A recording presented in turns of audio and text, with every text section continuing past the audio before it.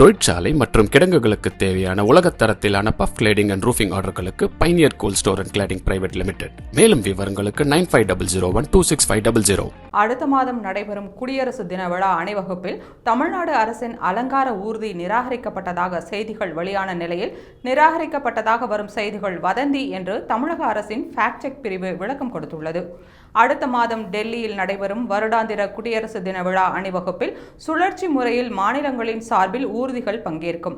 அதில் இம்முறை தமிழகத்தின் ஊர்தி நிராகரிக்கப்பட்டதாக செய்தி வெளியானது.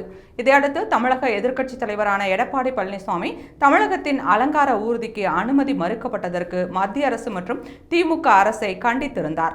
இந்நிலையில் தமிழ்நாடு அரசின் அலங்கார ஊர்தி நிராகரிக்கப்பட்டதாக வந்த செய்தி வதந்தி என்று தமிழக அரசின் ஃபேக்ட் செக் பிரிவு விளக்கம் கொடுத்துள்ளது.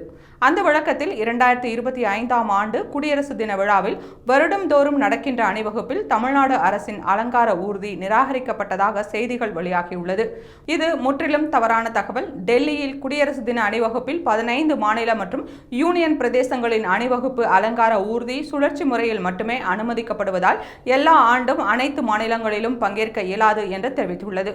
மேலும் ஏற்கனவே 2024இல் நடைபெற்ற குடியரசு தின அணிவகுப்பில் தமிழ்நாடு அலங்கார ஊர்தி பங்கேற்றதால் 2025ஆம் ஆண்டு அணிவகுப்பில் தமிழ்நாடு ஊர்தி பங்கேற்க முடியாது என்றும் இனி 2026ஆம் ஆண்டு அணிவகுப்பிலேயே பங்கேற்க முடியும் என்றும் கூறியுள்ளது.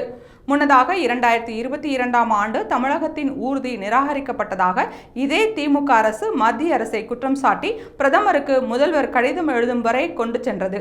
இப்போது தமிழக அரசின் ஃபேக்ட் செக் பிரிவு இது குறித்து விளக்கம் அளித்துள்ளது.